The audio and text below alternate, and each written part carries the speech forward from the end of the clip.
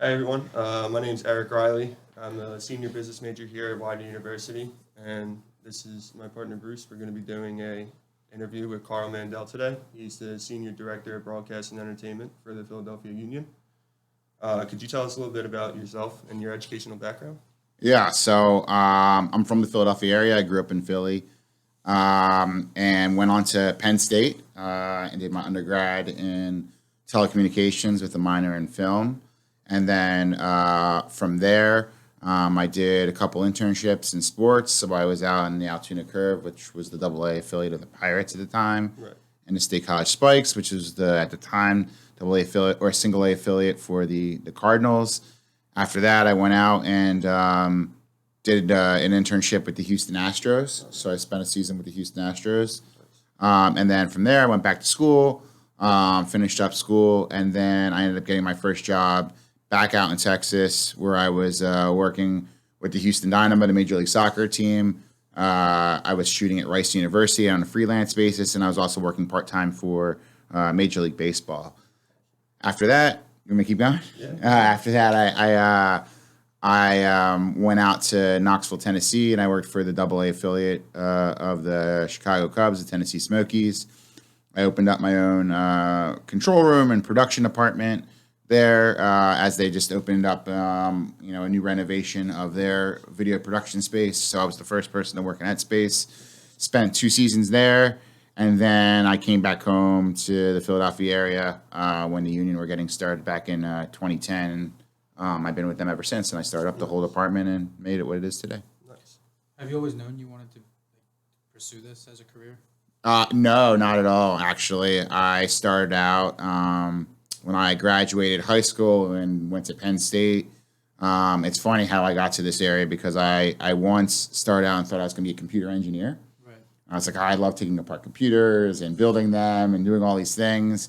And then I got into my math and chemistry courses, and I absolutely hated life, and I was struggling, and it just wasn't clicking for me. And I actually was having a really rough time in college to the point where is college right for me, right? And I didn't know if college was right for me because I was actually doing really, really poorly in school.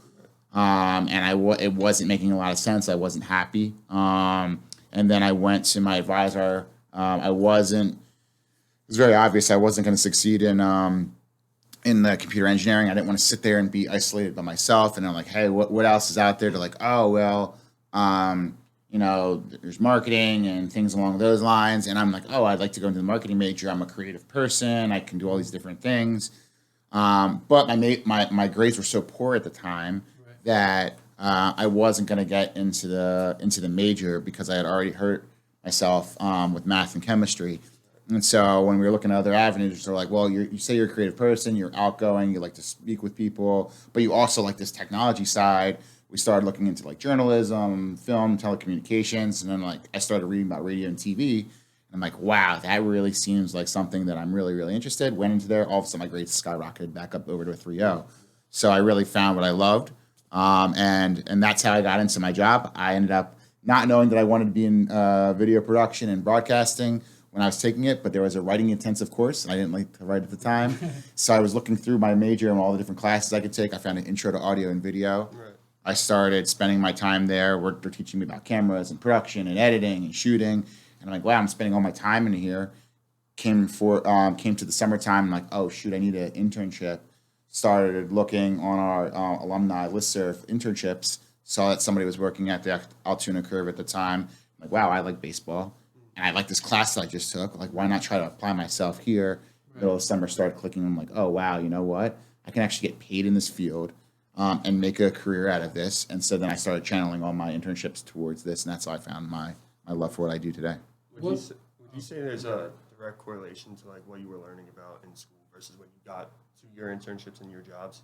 Like the stuff that you were doing? Yeah, I would say it's funny. I go back and say, wow, I really wish I would have paid attention in that one class because I'm doing a lot more of it now than I ever thought. And that was with, I don't remember what the name of the class was when I was at school, but it was all about like Excel, learning about Excel. And I was like, I'm going to take a camera, I'm going to shoot and edit. I'm like, I don't need to know about this. And I'm like, wow, I wish I would have learned about all those formulas Right. and kept some of my my books that taught me about that stuff, Right. because I literally use Excel every single day, because now I'm on the management side of things, constantly dealing with budgets and formulas and scheduling people and a lot of money. And I'm like, wow, I wish I had one of those tools. It's all starting to come back Right. to me now. But I would also say that my foundation at Intro to Audio Video class was the gateway to everything that kind of opened my mind up to my career path now. Right. So from there, I started taking script writing classes and high level production classes. And so it gave me the foundation of what I needed to learn to be able to have an internship, to actually learn more in an internship, and then from there apply it to a job. So it was kind of the foundation. It gave me a core set of principles and tools that I always kind of go back to today. But I'd say my internships really are in the field what got me my opportunity to blossom and kind of get a job out in the world. And what would you say is like the common mistake in your field, like starting out? Thinking that jobs just come easy. There's, I just told you my resume of internships and things that I did. And I graduated college. I'm like, I'll work for whoever I want to work for. Look at all the work that I've done. And I just realized that there's thousands of other people applying for that same job. And sports is so competitive. I put a job posting out, there's 150 people applying that are either overqualified or just qualified, and it's a very, very competitive. I got to pick one person for an entry level job. So it's like, how do you get your foot in the door? And that's what I learned really, really quickly, that if I wanted to, I'm a kid from Philly, and I'm trying to make it in sports at this point in 2010, or in this case, when I graduated in 2007, there were the Phillies, Flyers, Sixers, and Eagles. There's four teams, and how many entry-level jobs were there available if I wanted to stay in Philly? Not a lot, really. And so then I have to start looking and making myself available to anywhere else in the country or the world if I really wanted to make this job be successful. Is that why you traveled a lot of different places? I learned quickly that I wasn't going to Madison Square Garden or the Yankees. I thought I was going to be able to go to these top tier places and just get in because they're going to see my resume. And so when I started getting a lot of rejections, my first 2 months out of college, literally I wasn't getting the interviews. And the ones I was getting interviews for, I was getting rejected. And so I had this moment where I was like, oh man, am I good enough? Is this job really made for me? And I started to sprinkle my resume around the whole entire country. So I was applying for every single job, everything from a marketing entertainment job to the video editor to the shooter to freelance to anyone who was willing to talk to me. I was willing to take an interview. And I think that's the mindset that I think if you want to make it in sports, you have to be willing to move around. Some of the interns who have worked for me, who had an internship at the Union, I was able to hire on. I said they're very, very lucky.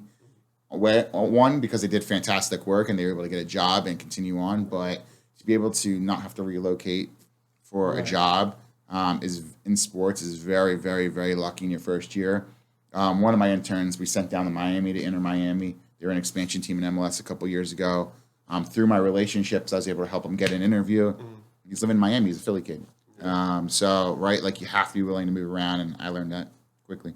Absolutely. Do you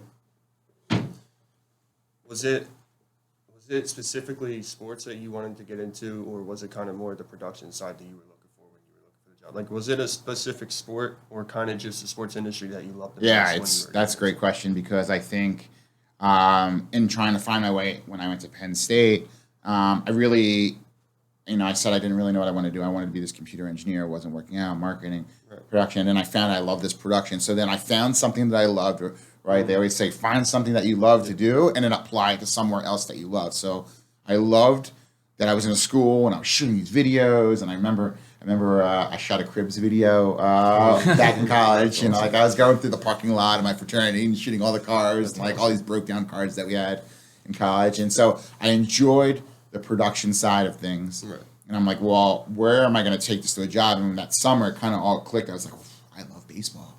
Oh my God, I can't believe they're paying somebody money to do what I just learned in school. And so I knew I loved baseball. And so I thought my whole entire life I was going to work in baseball. And so that's why you'll see that I did minor league baseball, Astros, minor league baseball again. And then I went back and did some MLB work. So I thought I was going to work in baseball. And I always tell people, you know, especially when you're in an interview, don't interview with me and go, I love soccer. Oh, I love sports. I hope that if you're interviewing for a sports job, you love sports. Talk to me about how well you're doing in your field and all the things that you've done to get this interview, right? Because it's very obvious if you're interviewing in a sport. I would hope so. If you're interviewing for a sports job, you should have a passion for sports. And so to kind of bring it back, yes, I wanted to apply my production side of things to sports because that's what I love and that's what gets me fired up. Right. And so it was kind of the happy marriage for me. Did you ever see yourself getting involved with soccer, or was it always? No. I tell this story all the time. My two best friends growing up, they played on the same soccer team, and I refused. And and I'd go to their field. We grew up in Olney, which is an area out in Philly, and they were called the Olney Kicks. And I remember that I'd go with his dad. And I'd watch the two of them, and I go, I don't get it. This is so stupid. There's barely any scoring. I don't understand what's going on. And so they throw it back in my face now. This is my 13th season with the Union. Yeah. Remember when you're making fun of us? Look at you now. So I never thought I was going to work in soccer. I never thought half of the opportunities that I've been given so far in my career that I would be doing. I did work for the Dynamo. Which is a Major League Soccer team. I did on a part-time basis. That was my first part-time job, really out of college. And I got that opportunity through my connections at Penn State. They sent me back out there because they saw that I had some time living out in Houston. But yeah, I took it and I was like, hey, listen, I'm going to learn. I'm going to teach myself. And then from there, I kind of kept tabs on the Union.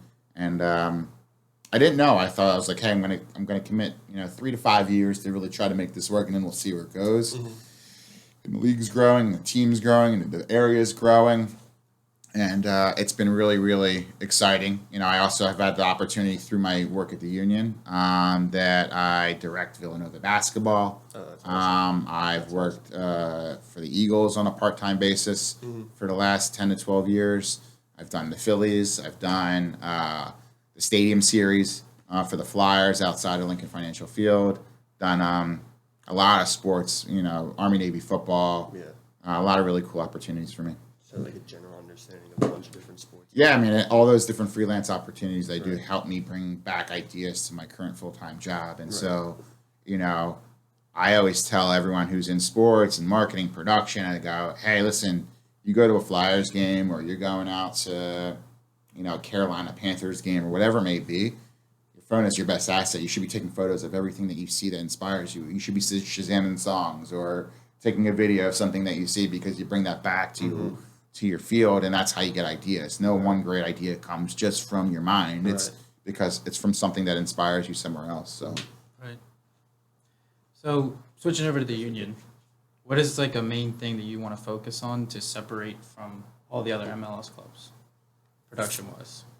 Well, I think we're kind of there right now, right? We just went through a major renovation at the end of 2019 and 2020, and so I wanted to, as I was here as the first production employee, right? So I built up a strong department over the years, and what I wanted to do was I wanted to make sure that we were the leaders in everything from a technology standpoint, Right. And the way we creatively think. And so what did I try to do? I try to resemble departments around sports that have been there, done that. So you look at a lot of NFL production departments. They are a really, really great model for department structure and the way they build out all their programming. And then you look at some of the really high-end NBA teams and what they're doing on the entertainment side. And so I kind of tried to blend the two of those together. And you've also been to minor league.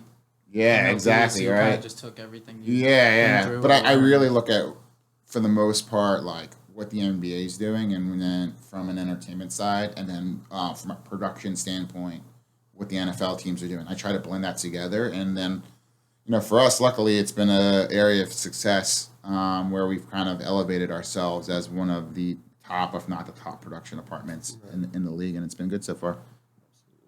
So I saw you guys, the Philadelphia Union, they partnered with the CTI. Could you tell us what kind of role you played in making that decision? And just kind of what was your vision and your thought process what made you what motivated you to reach out to them to not want to get a better experience for the fans? Yeah, so CTI is what we call, I would say in a simplistic term, a production integrator, right? They build, production rooms. So like if you had a control room on campus, or in this case, we had a control room in our stadium, it was part of a larger project. We were putting in all the new video boards.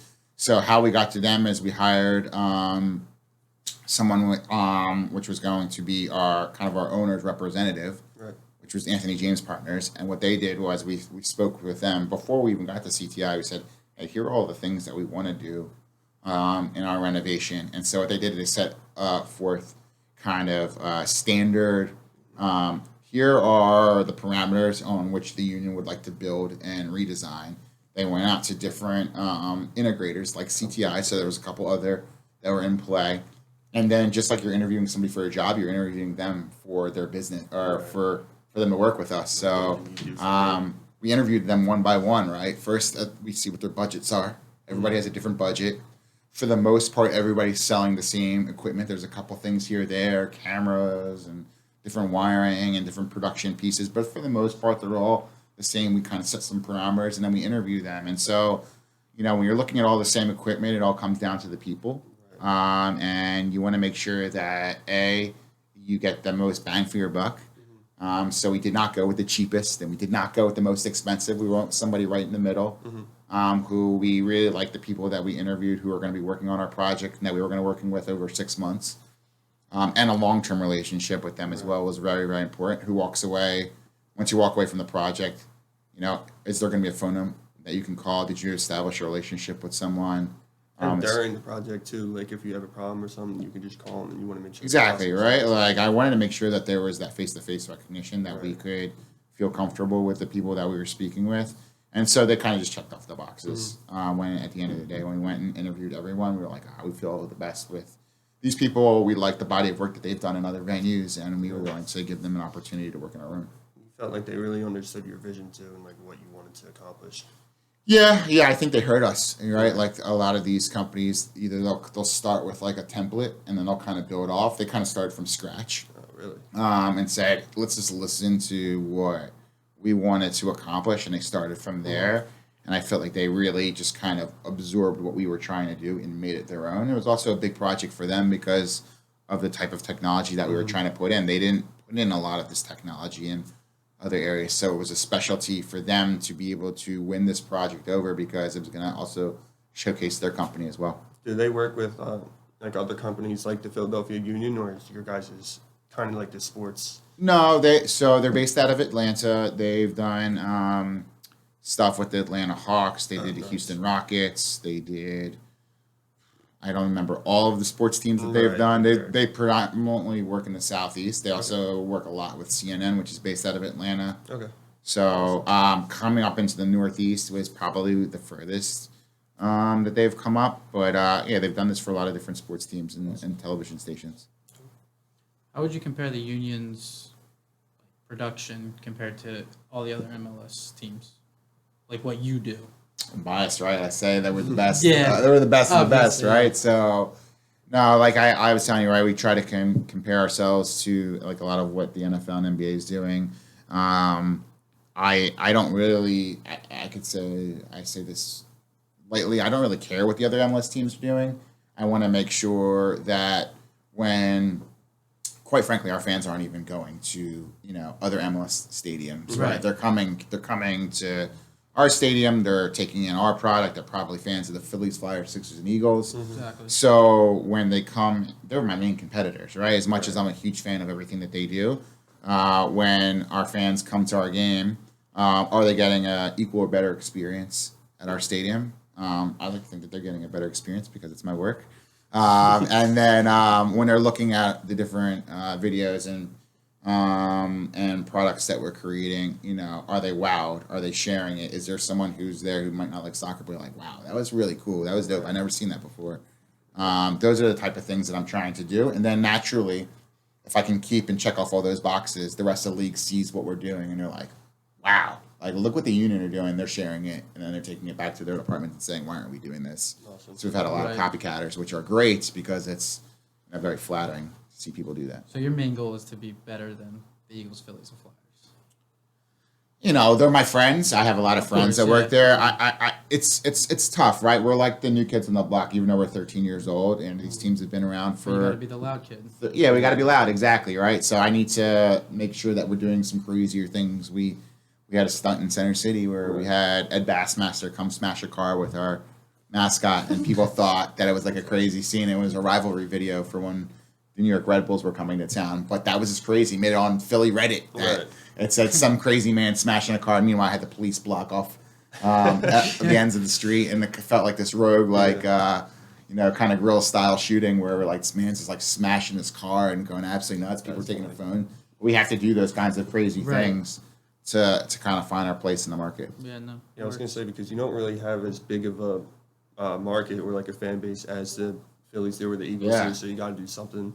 Yeah, To kind of make yourself stand out. And they've had what, like a 90-year head start on us. So Yeah. Their Sure. stadiums are also probably like 10 times bigger than yours, right? exactly. yeah, I mean, look, the Phillies and Eagles have big stadiums.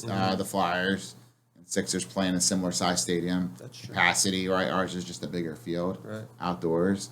But the thing that they also have, right, is like they're playing in South Philly and we're playing in Chester, and so Yeah. we're kind of out of sight, out of mind, and so we need to continually engage with the main Right. property, which is the city of Philadelphia, but also the surrounding properties, right? Right. There's a lot of kids that are playing youth soccer and not playing youth football That's true. or other sports. So we need to connect with those kids because they're going to be the real decision makers once they're our age and they're able to spend their money and have jobs and choose where they want to go for their entertainment. It's all these kids that are playing soccer right now. Right. I have one question. Who came up with the Sons of Ben? To They support did. it? They did. Because I think that's the best thing. They did. I've been to the Flyers, Phillies, Eagles, and Sixers games, and they don't have any of them. Yeah, well, it's a different culture, right? Like, so soccer culture is completely different than. And this was honestly my last year going to a soccer Yeah, game. well, you And picked the best year to go. I had so. a great time. Yeah, we went to the semifinals and Yeah. the qualifying finals. Okay, Before all right. that. Yeah, so in soccer culture, there's like supporters and like there's like fan groups. It's something unlike any of the other. Like there's like it's like if you were to take the craziest, like if you were to take the 700 level, they would refer to the 700 level. Like the Eagles game was like just a crazy like area, and you then organized all the crazy people in the 700 level to like literally do the Eagles chant and do like crazy chants and like banners and like march into the stadium together. That's what the Sons of Ben are, right? Yeah, like exactly. they are like the most passionate fans, right? It doesn't matter if we're having a losing season; they're still going to be there. They're going to be loud and cheering. Right. They have their section, or if you look at it like a college football section, right? Like take like the 700 level, the craziness of them, and take the fandom of like a college football. Student I think of like the student section at Penn State, right? Like we're all kind of like doing everything all together. We have our own chants. This is like different than the rest of the stadium. And so that's what the Sons of Ben are. They actually were around before the Union had ever started. So they formed their own group, and they were going to like DC United and the Red Bulls, and they were just trying to make a lot of noise within the league to hopefully get an expansion team Oh, awesome. in the Philadelphia area. And so they were around before us. I think they're on their this is their 15th year as an organization. We've only been around for 13 years, so pretty cool. It is. So, all that being said, where you're at now, what's the next steps for Philadelphia Union's marketing team? Well, we're lucky right now, right? So I think that in 2010 we were an expansion team, and we had some rough years where we're trying to find our way and kind of build out not only our team but our technical side, and our front office grew 3 times since I first started. I remember I was in a room with 20 people, and that was our front office, and then we're over 100 employees. So we definitely have grown over the years, and so we set all these practices on the marketing side and how we're going to do our design, what our language and what our voice is going to be in the market back in probably 2017 and 2018. And then you saw in 2019 we had a home playoff game. A lot of that was being activated on. Obviously, COVID happened in 2020 where we won our supporter shield and was a trophy, but we couldn't really connect with our fans the way we really wanted to. 2021, our team was really, really good.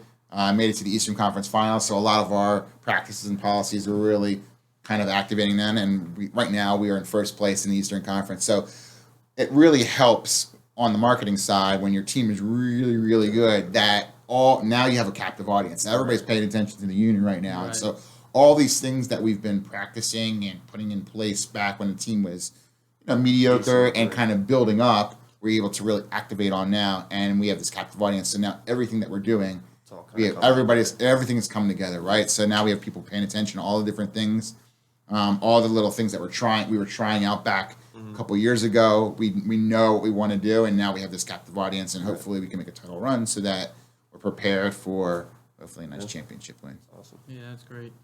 Any advice you would give upcoming students that are pursuing your career field or anything? Yeah, I would say my field, or honestly, like any job. First off, I would say in production, it's all about your internships. It's all about a demo reel. If you want to be a shooter and editor, right? I talk to all my interns that come through, right? Your resume is great. Your cover letter is great, but nobody's looking at either of those two things. And so you have a demo reel. Demo reel is a collection of all of your best work, whether it's graphic design, you have a portfolio, or if it's production, you have maybe a motion graphics person or a video production editor, or your shooter. You want to put the collection of all your best shots, your videos, your graphics all together for somebody to demo. If they like that, then they're going to go ahead and read your resume. Okay. And then if they like that, then they're going to go ahead and find out what your cover letter said. And half the time, if they don't like any of those things, within the first minute of your video, they're probably not even watching. Or I would say really the first 30 seconds of your video, if they don't like you, then they're probably moving on to the other. It's a very, very competitive field. But for the general person outside of production, I would say that your internships are still your most important, right? Go out of your comfort zone. Try to go and find an internship where you can find. Don't just worry about the name of the internship. Make sure you're going to find an internship. You're going to get some real world experience. So many times I've found people that have done internships that maybe they're just like doing some research, or they're doing kind of like the coffee and paper type jobs. I like to give my interns like real world experience, because they need to be able to take that, whatever they've done, and go out and get a job for it. So exactly. don't just go for the sexy job because it's whatever, in this case, maybe like a Hollywood. So many kids at school went, I'm going to go to LA, I'm going to work on a Hollywood set. Now, great, that's great. Maybe that works out for less than 1% of the kids that actually can go back and get a job if somebody likes you, and then you can follow up the ladder. But just make sure that you're really getting a good opportunity to do some work. And then I would also say that whenever you get out of school and you're looking for your job, it's not about the money. I can't tell people this enough. It's not about the money. Get a job. Don't worry about the money. Make sure you're getting paid, of course. Nobody's working for free. But if you're in this for the long haul, it's not to get rich a quick industry, right? It's for the people who put their time in, do a lot of hard work. Genuinely like what they're doing. Like what you're doing. I've been with the union for 13 years. I look back and I talk to, there's only a handful of us. I think there's 5 of us who have been around since the first season. And I talked to a couple of those people, and I'm like, wow, I can't believe it. I came into this company at 23, 24 years old. I'm here now, 37. And I grew up here. I was able to learn, make mistakes, get better.